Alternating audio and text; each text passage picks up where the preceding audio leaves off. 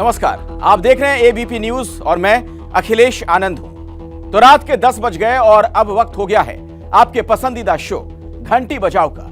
घंटी बजाओ वो शो है जो हर आम आदमी की आवाज है। घंटी बजाओ वो मंच है जहां हर उस खबर की तह जाकर हम पड़ताल करते हैं जिससे जनता के जीवन पर असर होता है।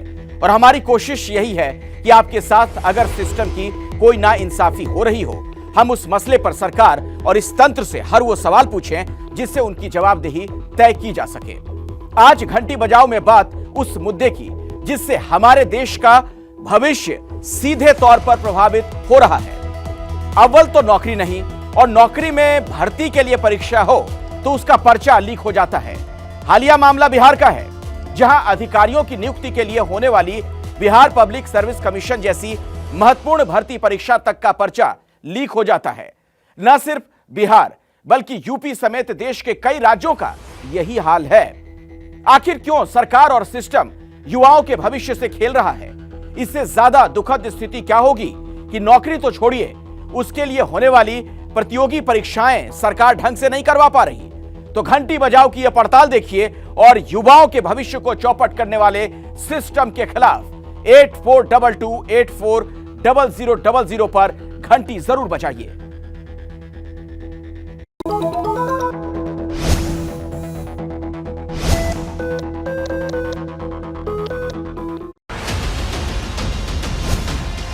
ये देखिए, यहाँ पे प्राइवेट रूम में पहले से एग्जाम लिया जा रहा है।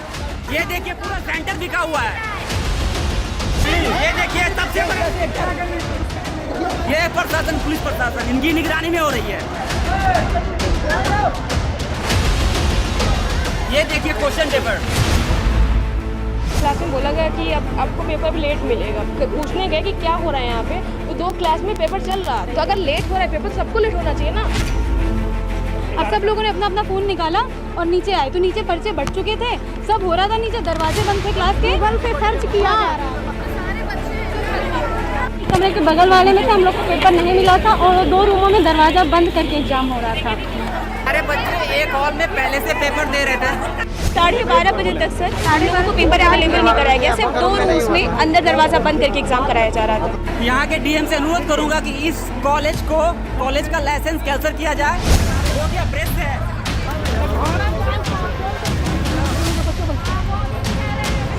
सभी जो भी कैंडिडेट्स हैं जिनको कोई इशू हुआ है वो अपना लिखित आवेदन दे दें। सभी कंपाइल करके हम जिला से हम लोग बीपीएससी को देंगे।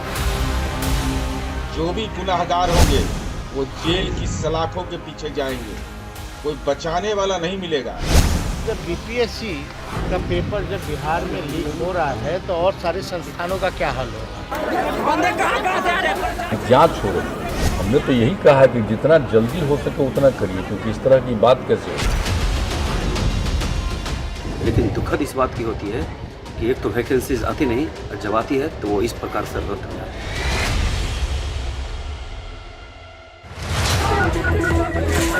तो एक तरफ बेरोजगारी की मार और दूसरी भर्ती परीक्षाओं में भ्रष्टाचार। बंदे 2 दिन से ट्रेवल करके आ रहे हैं। ये देखिए, यहाँ पे प्राइवेट रूम में पहले से एग्जाम लिया जा रहा है। नौकरी के लिए संघर्ष कर रहे नौजवान साल दर साल सिर्फ इंतजार करते रह जाते हैं और इस इंतजार के बदले में उन्हें मिलता है सिर्फ धोखा। कमरे के बगल वाले में से हम लोग को पेपर नहीं मिला था और 2 रूमों में दरवाजा बंद करके एग्जाम हो रहा था। कभी भर्ती परीक्षा नहीं होती, कभी परीक्षाओं में धांधली कर अपनी जान पहचान वालों को चुन लिया जाता है और इसकी सजा भुगतते हैं वो ईमानदार परीक्षार्थी जो पूरी मेहनत से पढ़ाई करते हैं, अपने टैलेंट के दम पर सरकारी नौकरी की उम्मीद रखते हैं। आपकी स्क्रीन पर इस वक्त 2 अलग अलग राज्यों की तस्वीर है। एक तस्वीर उत्तराखंड के अल्मोड़ा की है, जहां बेरोजगार युवकों को इस तरह सड़क पर उतरकर परीक्षा कराने की मांग करनी पड़ी। इनकी मांग है कि 2 साल से सेना में भर्ती के लिए जो परीक्षा नहीं हो पाई है उसे जल्द करवाया जाए। और दूसरी तस्वीर उत्तर प्रदेश की राजधानी लखनऊ की है, जहां परीक्षा में धांधली की जांच की मांग कर रहे छात्रों को पुलिस ने हिरासत में ले लिया। लखनऊ में जिस परीक्षा को लेकर ये लोग हंगामा कर रहे हैं वो दारोगा भर्ती की है।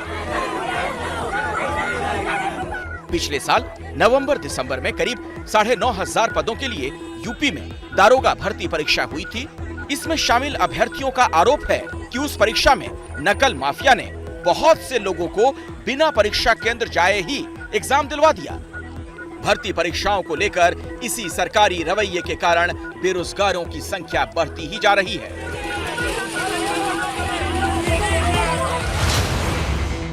अप्रैल 2022 के ताजा आंकड़ों के मुताबिक देश में बेरोजगारी दर 7.8% पर पहुंच गई है। शहरी क्षेत्रों में गांव से ज्यादा बेरोजगारी है। बेरोजगारी के मामले में सबसे ऊपर हरियाणा है, जहां बेरोजगारी दर 34.5% है। दूसरे नंबर पर राजस्थान और तीसरे नंबर पर है बिहार। यहां 21% से ज्यादा युवा बेरोजगार हैं।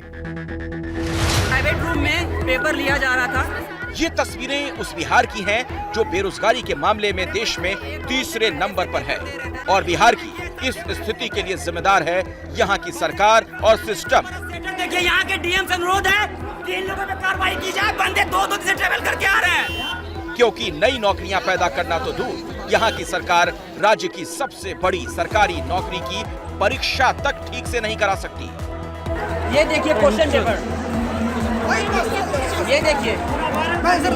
यहाँ के माननीय डीएम से अनुरोध करूंगा हम लोग इन कॉलेज पे कार्रवाई किया जाए। बीपीएससी यानी बिहार लोक सेवा आयोग इस परीक्षा में पास होने वाले अभ्यर्थी राज्य सरकार के महत्वपूर्ण विभागों को संभालते हैं। रविवार को आयोजित प्रारंभिक परीक्षा के लिए 38 जिलों में 1083 परीक्षा केंद्र बनाए गए। करीब 6 लाख से ज्यादा उम्मीदवार परीक्षा देने पहुंचे, लेकिन परीक्षा के नाम पर उन लाखों परीक्षार्थियों के भविष्य के साथ खिलवाड़ किया गया। राज्य की सबसे बड़ी भर्ती परीक्षा में हो रहे इस भ्रष्टाचार का पता भी नहीं चलता अगर आरा के इस परीक्षा केंद्र में छात्र हंगामा नहीं करते। यहाँ बड़ी संख्या में अभ्यर्थी बीपीएससी की परीक्षा देने पहुंचे थे, लेकिन वो उस वक्त हैरान रह गए जब परीक्षा केंद्रों के बाहर न ही उनका बैग जमा किया गया और न मोबाइल जैसे दूसरे इलेक्ट्रॉनिक गैजेट। परीक्षा शुरू होने का वक्त 12 बजे का था, लेकिन 12 बजने के बाद भी उन्हें पेपर नहीं बांटा गया। इसे लेकर जब कुछ छात्रों ने सवाल करना शुरू किया, उन्हें अजीबोगरीब जवाब दिए गए। तब इन छात्रों का धैर्य जवाब देने लगा कि आखिर हो क्या रहा है। इसके बाद कुछ छात्र केंद्र अधीक्षक से बात करने पहुंचे तो उनकी आंखें खुली रह गईं, क्योंकि इसी केंद्र के 2 कमरों में बहुत से छात्र परीक्षा दे रहे थे। उन छात्रों के हाथ में मोबाइल थे, कमरे बंद थे। बाकी परीक्षार्थी जब अंदर पहुंचे, उन्हें पता चला यहाँ तो परीक्षा के पेपर बांटे जा चुके हैं, जबकि उन्हें इंतजार करने को कहा गया था। यहाँ पे प्राइवेट रूम में पहले से एग्जाम लिया जा रहा है।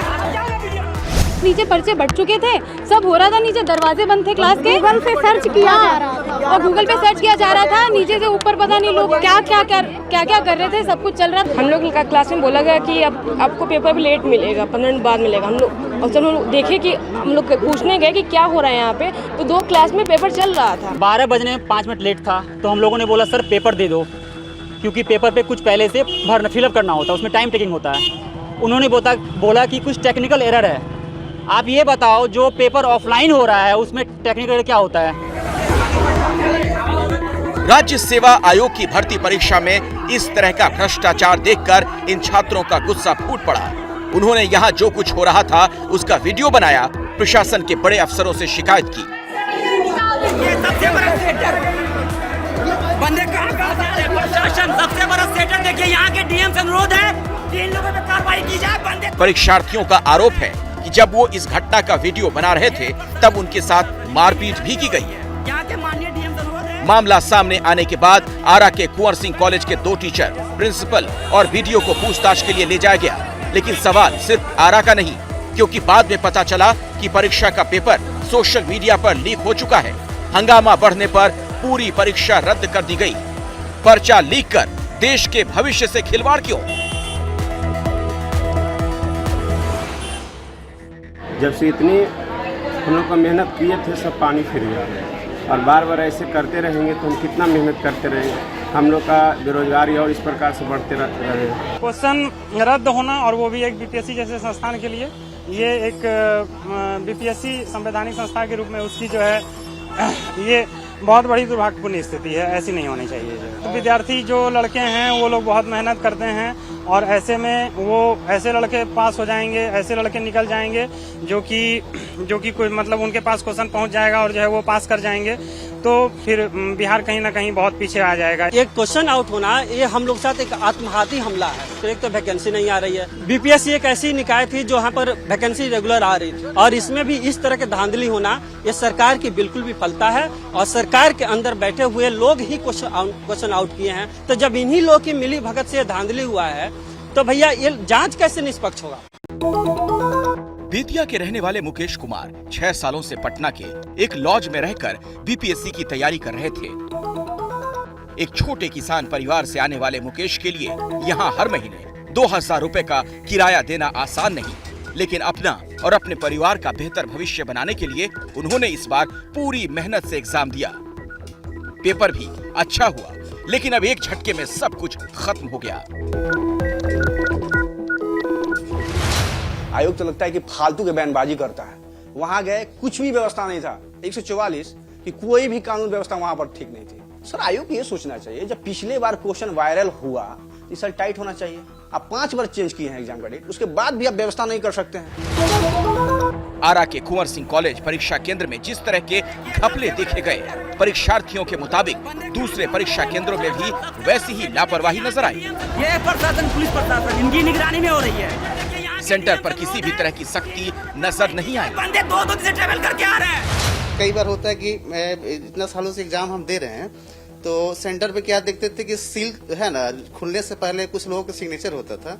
हमारे जहाँ सेंटर था समस्तीपुर में, आपको SKM में था, आपको क्या कहते हैं संत कबीर में जो है, वहाँ से देखे कि सील तो खुला हुआ था, ठीक है ना, हम लोग साइन भी नहीं कर पाए और ट्रबल तो बहुत काफी सर वहाँ हुआ। निंदनीय है। बीपीएससी पेपर लीक को लेकर छात्रों के साथ विपक्ष भी नीतीश सरकार से सवाल कर रहा है। सवाल इसलिए उठ रहे हैं क्योंकि इतनी बड़ी परीक्षा का पेपर बिना सरकारी अधिकारियों की मिलीभगत के लीक नहीं हो सकते। और आप लोग कल्पना कर सकते हैं जब बीपीएससी का पेपर जब बिहार में लीक हो रहा है तो और सारे संस्थानों का क्या हाल होगा। हम इतना जरूर कहना चाहते हैं, हमने पहले भी कहा कि बीपीएससी का नाम ही बदल देना चाहिए, बिहार राज्य लीक आयोग के नाम से जो है इसका नाम रख देना चाहिए। बहुत ही दुर्भाग्यपूर्ण है, निंदनीय है। उन लोगों ने तुरंत एक्शन लिया है और इसको जो पुलिस को हैंडओवर किया है तो उसके बाद वो भी जांच कर रहा है, बहुत जल्दी जांच कर रहा है।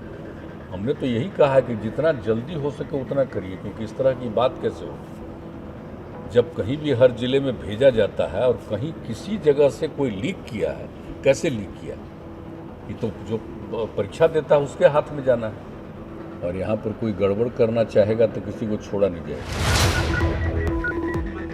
हमेशा की तरह सरकार ने जांच की बात कहकर अपनी जिम्मेदारी पूरी कर ली, लेकिन इस बात का जवाब कौन देगा कि भ्रष्ट सरकारी सिस्टम के कारण जिन छात्रों का भविष्य अधर में लटक गया उसके लिए जिम्मेदार कौन है।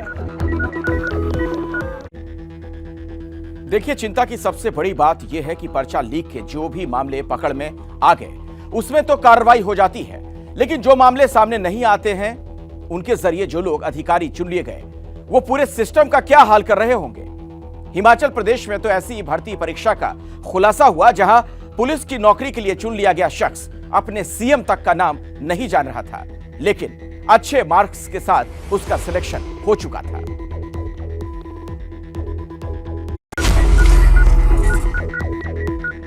पुलिस की गाड़ी से उतर रहे ये वो आरोपी हैं जिन्हें हिमाचल प्रदेश में पुलिस भर्ती परीक्षा का पेपर लीक करने के मामले में गिरफ्तार किया गया।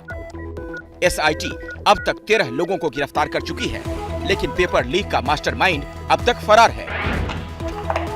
इस पेपर लीक कांड का खुलासा तब हुआ जब लिखित परीक्षा में पास हुए अभ्यर्थियों के दस्तावेजों की जांच के दौरान एसपी कांगड़ा को 3 ऐसे अभ्यर्थी मिले जिन्हें पुलिस भर्ती परीक्षा में 90 में से 70 अंक मिले थे, लेकिन 10वीं में उनके 50% अंक भी नहीं थे। इसके बाद जब उनसे पूछताछ की गई तो वो हिमाचल के सीएम का नाम भी नहीं बता पाए।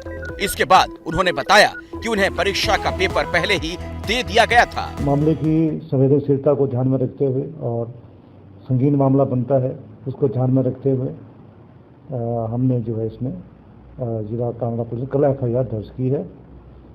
3 अभ्यर्थी हैं जो कि यहाँ पे सब्जेक्टिव एडिशन के लिए आए थे, उनसे पूछताछ पे हमें कुछ लगा तो, और उन 3 व्यक्तियों को और उनके साथ उनमें से किसी एक व्यक्ति जो कि उनको मिलाने वाला है, जिसका भी इसमें इंपॉर्टेंट रोल हो सकता है अन्वेषण का विषय है, तो 4 लोगों को हमने डिटेन किया। नकल माफिया लगातार पेपर लीक कराने के तरीके बदलता जा रहा है। हिमाचल पुलिस भर्ती केस में जिन लोगों को पेपर लीक किया गया, उन्हें सवालों के जवाब रटने के लिए कहा गया। हमने SIT कॉन्स्टिट्यूट की है और SIT मुख्यमंत्री के आदेश के बाद SIT पेपर लीक केस की जांच कर रही है, लेकिन विपक्ष सरकार और पुलिस पर मामले को दबाने का आरोप लगा रहा है और इसकी वजह है कि इससे पहले सोलन जिले में भी भर्ती में धांधली का मामला सामने आया था, जिसकी जांच में अभी तक कुछ नहीं निकला। सवाल ये उठ रहा है, पुलिस हेडक्वार्टर में बाकायदा एक कमेटी को निष्पक्ष भर्ती कराने का जिम्मा सौंपा गया था, तो फिर ये धांधली हुई कैसे? इंटेलिजेंस बिल्डिंग के आसपास का ये दृश्य आप देख रहे हैं, बड़ी संख्या में पुलिस वालों की मौजूदगी और वहां पर तमाम तरह की जानकारियां जुटाई जा रही हैं। चप्पे चप्पे पर पुलिस वाले मौजूद। आखिर क्या ये मामला हो सकता है? जिस तरीके से इंटेलिजेंस डिपार्टमेंट की बिल्डिंग को टारगेट किया गया, उस पर ये रॉकेट नुमा चीज गिरी है, ये एक बड़ा मामला है और बड़ा सवाल अब यही खड़ा होता है, क्या इन सबके पीछे कोई बड़ी साजिश हो सकती है? बिल्डिंग की दूसरी मंजिल पर यह रॉकेट नुमा चीज गिरी है, उसके बाद आप देख सकते हैं सुरक्षा कर्मी वहां चारों तरफ तैनात हैं। सघन जांच पड़ताल लगातार जारी है। सवाल कई हैं, सवालों के जवाब जांच के बाद ही मिल पाएंगे। सीधे हम आपको लिए चलते हैं, हमारे साथ हमारे सहयोगी जगविंदर पटियाल भी लगातार जुड़े हुए हैं। जगविंदर, कुछ और जानकारी मिल पा रही है? देखिए, अभी जानकारी ये मिल रही है कि पुलिस कुछ चीजें इंटरसेप्ट करने की कोशिश कर रही है और उसका प्रयास यही है कि किसी भी तरह से ये पता लगाया जाए कि पिछले 1-1.5 घंटे के दौरान यहाँ पर से कौन कौन से वाहन गुजरे और कितने उसमें 2 व्हीलर थे और कितने उसमें से 4 व्हीलर थे, और आसपास के जितने CCTV कैमराज हैं, डिस्ट्रिक्ट पुलिस को ये कहा गया कि उन तमाम CCTV कैमराज को खंगालें और ये पता लगाने की कोशिश की जाए कि इंटेलिजेंस विंग के आसपास बिल्डिंग के जितनी भी सड़कें गुजरती हैं, उन सड़कों से आवाजाही का मूवमेंट जो है वो उसको नोटिस किया जाए। फिलहाल कोशिश चल रही है। खास बात एक और भी है कि इंटेलिजेंस के स्पेशल और ADGP तमाम अधिकारी इसी बिल्डिंग में बैठते हैं। वो तो अच्छी बात ये रही कि रात के टाइम हमला हुआ, अगर दिन में कोई ऐसी घटना को अंजाम दिया जाता या छुप के कहीं से टारगेट किया जाता तो जानी नुकसान भी हो सकता था। लेकिन हैरानी वाली बात यह है कि पंजाब के मोहाली में विंग की बिल्डिंग पर इतना बड़ा एक रॉकेट नुमा चीज मार देना, जाहिर सी बात है कि ये हैरानी की बात नहीं है, बल्कि बड़े लॉ एंड ऑर्डर की तरफ भी सवाल उठाता है। अखिलेश, बिल्कुल जगविंदर, और देखिए एक तरीके से ये बहुत बड़ा दुस्साहस का काम है, सीधे सीधे पुलिस को टारगेट करना। इंटेलिजेंस बिल्डिंग जहां पर तमाम खुफिया अधिकारी बैठते हैं, वो लोग जिनका काम है ऐसे तत्वों पर नजर रखना, उन्हीं पर हमला कर दिया जाता है। ये देखिए, सीधा सीधा दिखाने की कोशिश की गई है। जो भी साजिश करता है या जो भी इस घटना के मास्टरमाइंड है, उनकी तरफ से ये दिखाने की कोशिश की जा रही है कि पंजाब के लोग बिल्कुल सुरक्षित नहीं है। जब यहाँ पुलिस की बिल्डिंगों पर हमला हो रहा है, कानून व्यवस्था इतनी खराब है, यहाँ पर रोज कोई ना कोई IED मिल रहा है या पंजाब के लोग बाहर कहीं ना कहीं पकड़े जा रहे हैं इस सब चीज को, सामान को ट्रांसपोर्ट करते हुए, वैसे में पुलिस उनको क्या पकड़ेगी जब वो खुद ही सुरक्षित नहीं है। ये एक क्लियर कट मास्टरमाइंड इस तरफ इशारा करना चाहता है और इस पूरे मामले को लेकर तमाम केंद्रीय एजेंसियां भी अलर्ट पर आ चुकी हैं और सबका एक ही कहना है, मेरी जितने भी अफसरों से बात हो रही है, कि अब ये दिन आ गया कि इंटेलिजेंस विंग की बिल्डिंग पर हमला हो गया, तो जितनी हैरानी मुझे और आपको हो रही है अखिलेश, इससे ज्यादा तमाम बड़े अधिकारियों को हैरानी हो रही है। बिल्कुल सही आप कह रहे हैं जगविंदर, और जो हालात है वाकई में बहुत चिंता की बात है। ये तस्वीरें भी लगातार दर्शकों को हम दिखा रहे हैं, आप देख सकते हैं उस इंटेलिजेंस बिल्डिंग के आसपास पुलिस की तमाम गाड़ियां तैनात है, बड़ी संख्या में पुलिस वालों की मौजूदगी, चप्पे चप्पे की सघन जांच पड़ताल की जा रही है और सबसे ज्यादा प्रयास इस बात को लेकर किया जा रहा है कि पता चले कि आखिर कौन है इसके पीछे। ये जो रॉकेट नुमा चीज दागी गई, मकसद क्या हो सकता है, कौन लोग इसके पीछे हैं? मकसद जो एक बात साफ तौर पर नजर आती है, जिस ओर जगविंदर भी बार बार इशारा कर रहे हैं, एक तरीके से दहशत फैलाना, और यही वो चीज है जो इस वक्त आप ABP न्यूज पर देख रहे हैं, जो ये रॉकेट नुमा चीज बताई जा रही है। जगविंदर, ये क्या चीज हो सकती है? कुछ इस बाबत भी खुलासा हो पा रहा है? नहीं, अभी इस बारे में कोई खुलासा नहीं हो पा रहा है, लेकिन ये जरूर माना जा रहा है कि ये कोई साधारण चीज नहीं है। इसीलिए CFSL के एक्सपर्ट्स को बुलाया गया, फोरेंसिक साइंस की टीम भी वहां पर पहुंच रही है और वो तमाम अधिकारी मौके का मुआयना करने के लिए आ रहे हैं, जिन्हें इस बात की समझ है कि आखिरकार ये सामान कहां से आ सकता है, कौन लोग इसको, क्या ये भी चीजें चेक की जा रही है कि कहीं दूसरी जगह से ये ट्रांसपोर्ट तो नहीं किया गया यहाँ पर। तो इन तमाम चीजों को साफ होने में अभी अखिलेश थोड़ा सा वक्त लगेगा। जगविंदर मैं बीच में आपको रोक रहा हूं, दोबारा मैं लौटूंगा आपके पास। हमारे साथ डिफेंस एक्सपर्ट के तौर पर कर्नल दानवीर जुड़ चुके हैं। दानवीर साहब, आप देख पा रहे हो अगर इस तस्वीर को एबीपी न्यूज पर, ये क्या चीज हो सकती है जिससे हमला किया गया इंटेलिजेंस की बिल्डिंग पर?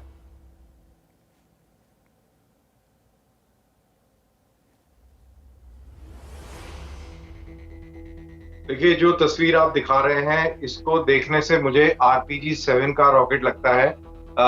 हो सकता है कि ये कोई और भी मॉडल का कोई रॉकेट हो, बट जो मोस्ट लाइकली RPG-7 है, क्योंकि इसके बिल्कुल जो बेस में जो मेटेलिक बेस है आप देखें वहां पे फिन्स नजर आ रहे हैं पतले पतले, तो ये फिन्स है, मेटेलिक पोर्शन है और उसके आगे एक ब्राउन कलर का पोर्शन है।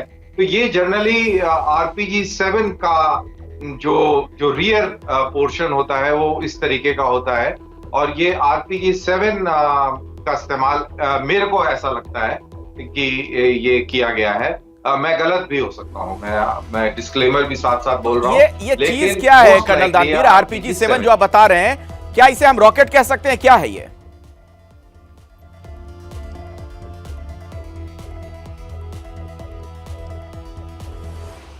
जी हाँ, बिल्कुल, सॉरी, हाँ, आप सही कह रहे हैं, ये रॉकेट है।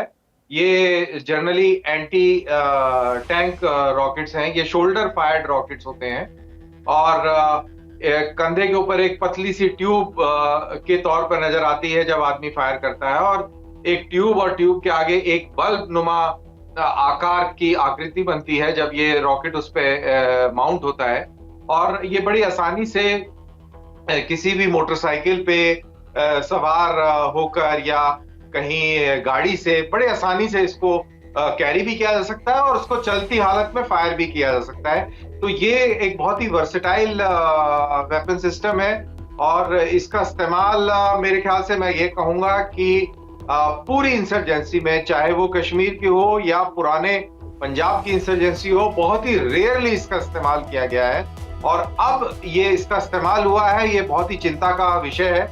और कुछ ऐसे संकेत भी थे कि हाँ, कुछ ना कुछ आतंकवादी घटना होने वाली है, क्योंकि हमने देखा कि खालिस्तानी झंडे आपको हिमाचल में मिले, फिर आपने पटियाला में देखा कि कैसे काली माता के मंदिर पर मैं उस पर आता हूं कर्नल दानवीर, मैं उस पर आता हूं, लेकिन इससे पहले मुझे थोड़ा ये बताइए कि सीधे तौर पर हम कह सकते हैं कि रॉकेट से हमला किया गया है पुलिस बिल्डिंग पर, और ये जो रॉकेट है आप कह रहे हैं कि कंधे पर रखकर भी इसे फायर किया जा सकता है, मतलब आसपास की किसी बिल्डिंग से भी मुमकिन है कि इसे निशाने पर लिया गया हो, इंटेलिजेंस बिल्डिंग को?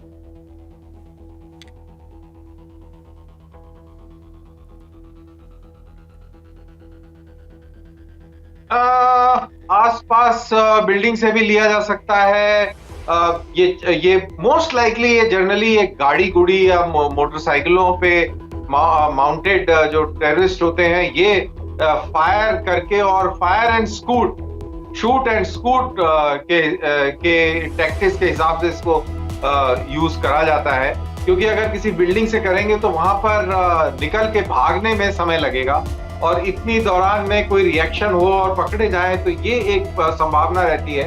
लेकिन अगर मोटरसाइकिल पे हो और आप एकदम से फायर करें, स्कूट करें, और रॉकेट लॉन्चर भी, अगर ये इसकी तहकीकात करेंगे, इसका सर्च करेंगे, तो रॉकेट लॉन्चर भी कहीं नजदीक में मिल जाएगा, और आई एम श्योर उसको लेके दूर तक नहीं गए होंगे।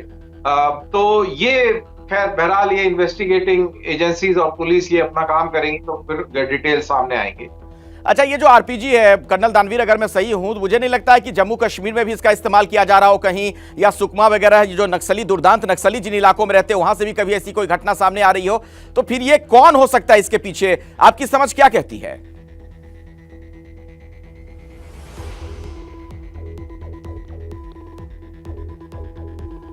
देखिए, ये RPG-7 का इस्तेमाल जब कश्मीर घाटी में इंसर्जेंसी बहुत ही शुरुआती दौर में थी तब जरूर हुआ था, और इस RPG-7 के हमले हमने भी देखे हैं, लेकिन बहुत ही शुरुआती दौर में देखे हैं। बाद में इनका इस्तेमाल नहीं हुआ है, कहीं इक्का दुक्का कहीं रेयर केस में हो गया हो। तो ये है, पंजाब के अंदर भी ऑपरेशन ब्लू स्टार के दौरान इनका जरूर इस्तेमाल हुआ है, लेकिन उसके बाद कभी आम नॉर्मल इंसर्जेंसी के दौरान इसका इस्तेमाल नहीं हुआ है। जनरली AK-47 का ही इस्तेमाल करते रहे हैं। ये एक बहुत बड़ी घटना है, और ये एक एक डिफरेंट लेवल का संकेत दे रही है। अब RPG-7 को बॉर्डर से स्मगल करके और इंडिया की तरफ लाना कोई आसान काम नहीं है। ना इसको ड्रोन से लाया जा सकता है, ना इसको और किसी तरीके से लाया जा सकता है अनलेस अनटिल कोई मैनुअल कोरियर ना हो। तो ये एक बहुत चिंता का विषय होना चाहिए और आई एम वेरी श्योर कि पूरा का पूरा इंटेलिजेंस सेटअप इस समय शेकन अप हो गया होगा, हिल गया होगा, क्योंकि ये बहुत बहुत बड़ी चूक है और इंटेलिजेंस के लिहाज से देखा जाए तो ये बहुत ही बड़ी घटना है। इंसर्जेंसी का अगर ग्राफ देखें और हिस्ट्री देखें उसके हिसाब से देखा जाए तो RPG-7 का इस्तेमाल आज की तारीख में अगर पंजाब में हुआ है तो ये बहुत बहुत बहुत बड़ी घटना है। इसको मैं I can't explain how serious it is, लेकिन ये बहुत सीरियस घटना है, ये कोई नॉर्मल घटना नहीं है। और इन्होंने ये इंटेलिजेंस की बिल्डिंग के ऊपर टारगेट जो किया है, इससे ये बिल्कुल क्लियर कट ये बता रहा है कि देखिए और भी हमले होंगे। और इस बार उन्होंने देखिए टारगेट्स कैसे चुने हैं, विधानसभा के ऊपर उन्होंने झंडे लगाए और उसके अगले दिन इन्होंने इंटेलिजेंस हेडक्वार्टर्स के ऊपर हमला कर दिया। तो आप इसकी गंभीरता उस तरीके से अगर आप समझेंगे तो आपको समझ आएगी कि ये कितनी सीरियस घटना है। आप कर्नल दानवीर मेरे ख्याल से ये कहना चाह रहे हैं कि एक तरीके से ये संकेत है, इशारों में बहुत कुछ कहने की कोशिश है, ये बताने का प्रयास किया जा रहा है कि देखो हम कितने ताकतवर हो रहे हैं, और एक तरीके से ये डराने का भी प्रयास है, कोशिश है, क्या हम कह सकते हैं?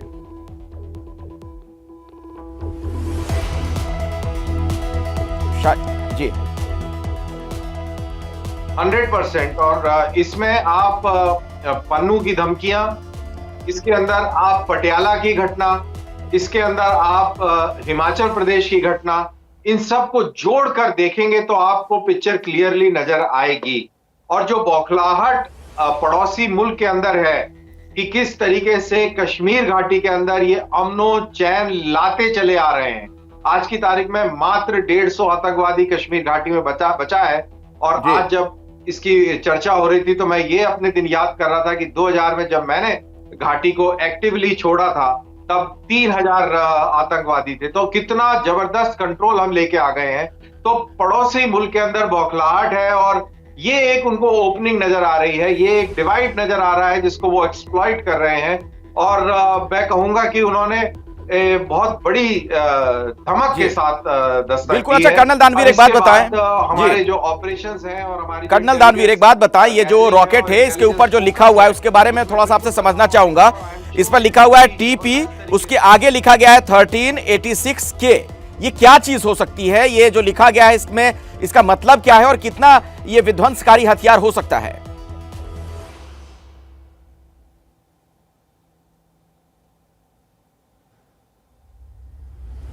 देखिए ये जो भी कोई इसके ऊपर मार्किंग होगी, ये दरअसल ये इसके लॉट नंबर, इसको लॉट नंबर बोलते हैं, लॉट नंबर की मार्किंग होती है। आखिरी जो आपने बताया है 86, तो ये माना जा सकता है कि ये 86 लॉट का ये एमिनिशन है। अब 86 लॉट का एमिनिशन कब ये बना था, इसकी मैन्युफैक्चरिंग कब हुई थी, ये तो मैं नहीं बता पाऊंगा। लेकिन अगर ये पूरा का पूरा लॉट नंबर अगर ये समझ में आ जाए तो ये कब मैन्युफैक्चर हुआ, कहाँ पे मैन्युफैक्चर हुआ, इस सब की पूरी तरह जानकारी प्राप्त करी जा सकती है। और ये इंटेलिजेंस एजेंसीज और बॉम्ब डिस्पोजल और ये जो जितने भी जो तंत्र है, सरकारी तंत्र, ये जब इसके ऊपर लगेगा, इसका फॉरेंसिक्स करेगा तो ये चीजें बिल्कुल वाजे और क्लियर हो जाएंगी। और कितना घातक ये होता है ये जो रॉकेट नजर आ रहा है इन तस्वीरों में, कर्नल दानवीर?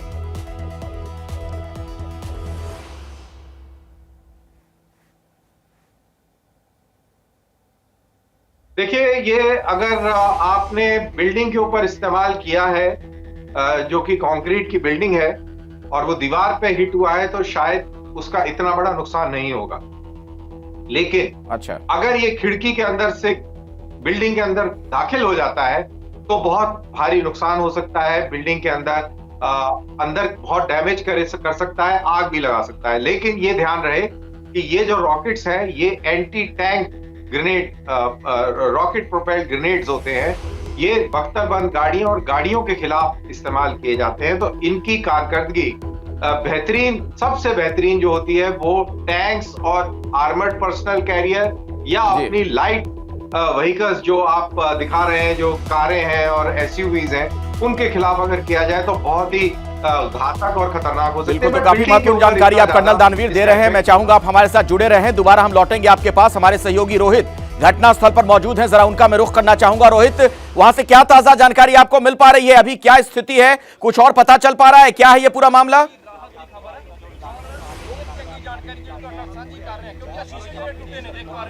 हाँ जी बिल्कुल, अगर बात की जाए तो इस वक्त पंजाब पुलिस के इंटेलिजेंस हेडक्वार्टर मोहाली के बाहर मैं खड़ा हुआ हूँ और करीब शाम 7 से 8 बजे की ये घटना है जब ये पंजाब पुलिस के इंटेलिजेंस हेडक्वार्टर के ऊपर रॉकेट लॉन्चर के जरिए हमला किया जाता है। तो ये रोड आप देख रहे होगे, बिल्कुल सामने आपको एक व्हाइट कलर की जो बिल्डिंग नजर आ रही है कि बिल्कुल सामने से उस पर हमला किया जाता है। बिल्कुल सामने दीवार के बिल्कुल सेंटर का वो एरिया है जहां से ये हमला किया जाता है। और खास बात यह है कि इसके बिल्कुल सामने का जो एरिया है वहां पे पार्किंग का एरिया बना हुआ है, या तो ये हमला पार्किंग के एरिया से किया गया है।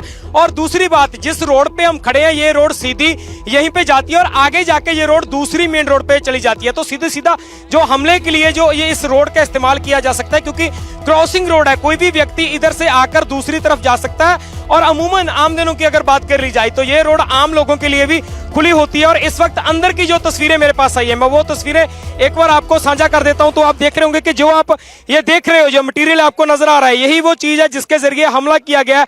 और दूसरी तरफ की आप तस्वीर नजर आओगे तो आपको देखिएगा कि ये निशान इस पे नजर आ रहा है, लेकिन अभी तक ये क्लियर नहीं हो पा रहा है कि किस चीज की। और ये अंदर की तस्वीरें हैं, उस बिल्डिंग के अंदर की तस्वीरें हैं। और इसी दीवार के जरिए अगर आप देखोगे तो यही वो विंडो का एरिया जहां से ये रॉकेट लॉन्चर अंदर फेंका गया है। और इसी के पास अगर थोड़ा करीब से देख पाए तो इसी दीवार से पहले ये टकराता है, इसी दीवार से टकराने के बाद, यहां से टकराने के बाद शीशे को तोड़ता हुआ अंदर जाता है और काफी अंदर तक ये एरिया वो चला जाता है। आप देखोगे यहाँ पे आपको कंप्यूटर नजर आएंगे, क्योंकि पंजाब पुलिस का जो इंटेलिजेंस डिपार्टमेंट है वो यहीं से काम करता है। तो पूरे का पूरा जो एरिया है उसके जरिए कहीं ना कहीं इस बार निशाने पर पंजाब पुलिस के इंटेलिजेंस को लिया गया है। और खास बात की जाए, अगर आप पिछले दिनों पे ध्यान दोगे तो आपको नजर आएगा पंजाब के करनाल में विस्फोटक पदार्थ पाए जाते हैं और उनका सीधा सीधा कनेक्शन पंजाब के साथ जोड़ा जाता है। पंजाब से वो लोग थे जिनके पास ये विस्फोटक पदार्थ मिले थे। इसके अलावा आपने कल देखा होगा हिमाचल की विधानसभा के बाहर खालिस्तान के पोस्टर लगा दिए जाते हैं, तो सीधा सीधा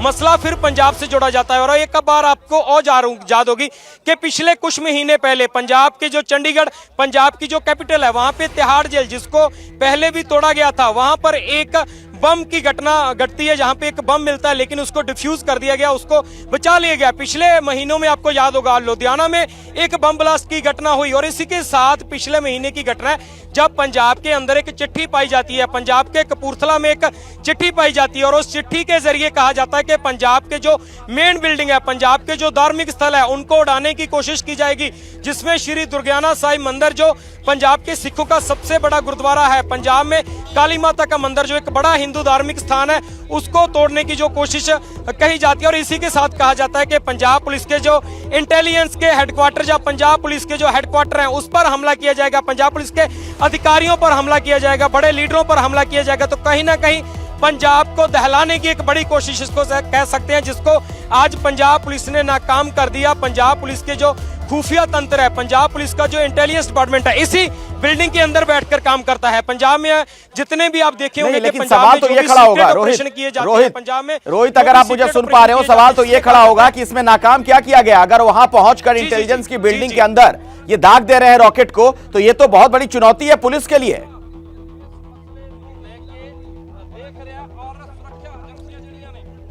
जी जी बिल्कुल बिल्कुल, जो बात आप कर रहे हो सीधा सीधा पंजाब पुलिस को चुनौती पर रखा गया। अगर इससे पहले आप घटनाएं देखेंगे तो लुधियाना कोर्ट में जो ब्लास्ट हुआ सीधा सीधा कोर्ट को चैलेंज था। इसके अलावा पंजाब में आपने देखा होगा कि आम जगह पर देश में जब भी कोई घटना घटती है तो आम जगह को निशाना कहीं ना कहीं बनाया जाता है, जिसमें पंजाब हो या पंजाब के अलावा देश के दूसरे राज्य हो, तो आम लोगों पर हमले की कोशिश है। और यहाँ पे सीधा सीधा जो हमला है वो पंजाब पुलिस के जवानों पर किया गया है, सीधा सीधा जो हमला है पंजाब पुलिस के इंटेलिजेंस डिपार्टमेंट पर किया गया है। क्योंकि अगर बात इंटेलिजेंस डिपार्टमेंट की जाए तो इंटेलिजेंस डिपार्टमेंट का काम होता है कि देश में या कह लिए कि पंजाब में कहां पर कौन सी घटना घट रही है पंजाब में, कहां पर कोई आतंकवादी घटना को अंजाम दे सकते हैं, तो ये पूरे का पूरा मामला वो खुफिया तंत्र से जुड़ा होता है, इंटेलिजेंस डिपार्टमेंट से जुड़ा होता है। तो कहीं ना कहीं इंटेलिजेंस डिपार्टमेंट की ही बिल्डिंग पर हमला करके चैलेंज सीधा इंटेलिजेंस डिपार्टमेंट को किया गया है कि आपकी पंजाब पुलिस को चैलेंज किया गया है। इंटेलिजेंस डिपार्टमेंट के जरिए जो चैलेंज है वो सीधे तौर पे नजर आ रहा है। कौन लोग हैं ये पता जल्द से जल्द चले, बहुत जरूरी है। शुक्रिया रोहित इस जानकारी के लिए आपका। इस खबर से जुड़ी जैसे ही कुछ और जानकारी आएगी, जैसे ही कुछ अपडेट होगा, दर्शकों तक लगातार आगे भी हम उन तक पहुंचाते रहेंगे। पुलिस अभी घटनास्थल पर मौजूद है, लगातार वहां पर सघन जांच पड़ताल जारी है। यही वो रॉकेट जो लगातार तस्वीरें हम आपको दिखा रहे हैं, जो कि इंटेलिजेंस बिल्डिंग के अंदर दाग दिया जाता है।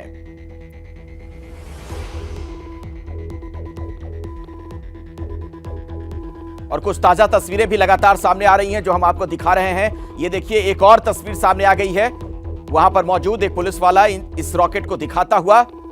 हालांकि किसी तरीके का कोई नुकसान नहीं हुआ, बस एक सुकून वाली बात ये। लेकिन जो लोग भी इसके पीछे हैं, आप समझिए किस कदर उनका यह दुस्साहस है कि आप पुलिस बिल्डिंग पर हमला करते हैं।